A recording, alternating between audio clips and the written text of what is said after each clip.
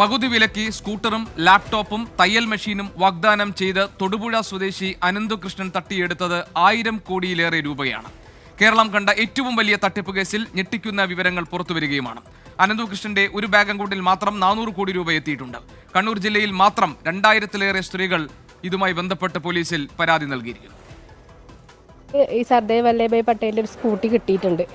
അപ്പം നമ്മൾ വിചാരിച്ച് ഇങ്ങനെ കൊടുക്കാമെന്ന്. അപ്പോൾ കരിങ്കൽക്കുഴിയിലെ ശ്രീജ എന്ന് പറഞ്ഞ കോർഡിനേറ്റർ വഴിയാണ് നമ്മൾ അറിഞ്ഞത്.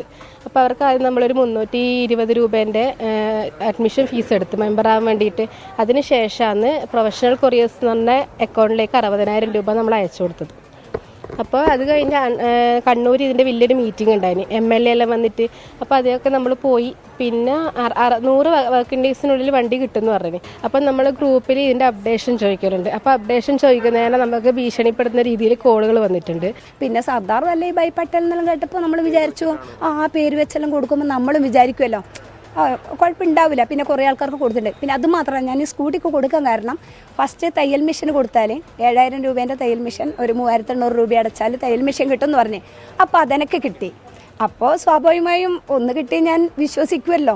ഇതിനെക്കുറിച്ച് ആദ്യം ഒരു വാർത്ത കണ്ടതിന് ശേഷം ഒന്ന് ടെൻഷനായിട്ട് ഇതിൻ്റെ കോർഡിനേറ്റർ രാജി എന്ന് പറയുന്നവരെ വിളിച്ചപ്പോൾ അവർ പറയുന്നതെന്ന് വെച്ചാൽ നിങ്ങൾ പേടിക്കേണ്ട ആവശ്യമില്ല, വണ്ടി അടുത്ത മാസം ജനുവരിയിലാകുമ്പോഴത്തേനും വണ്ടി ഇറങ്ങും ഉറപ്പാണെന്ന് പറഞ്ഞിട്ട് അങ്ങനെ പറഞ്ഞു. എന്നിട്ട് അതിന് റീഫണ്ടിനും കൊടുത്തില്ല. എന്നിട്ടും പിന്നെ സംശയം, ഈ വാർത്തയും സംശയം എല്ലാം വന്നു കഴിഞ്ഞിട്ട് റീഫണ്ടിന് കൊടുത്തിട്ട് 10-15 ദിവസമായിട്ട് ഞങ്ങൾക്ക് വണ്ടി കിട്ടിയില്ല. അന്നേരത്തേക്കാണ് പത്രത്തിലും TV-യിലും എല്ലാം ഈ ന്യൂസ് വന്നത്. 10 ദിവസം കഴിഞ്ഞിട്ട് പോകുമ്പോൾ അവർ പറഞ്ഞു ഇപ്പം സാർ ഇങ്ങനെയുള്ളത്, സാറ് ജയിലിൽ നിന്ന് ഇറങ്ങിയിട്ടാകുമ്പോൾ ചെയ്തു തരാമെന്ന് പറഞ്ഞു. അപ്പോൾ സാറിന് ടോട്ടൽ 6 മാസമായി.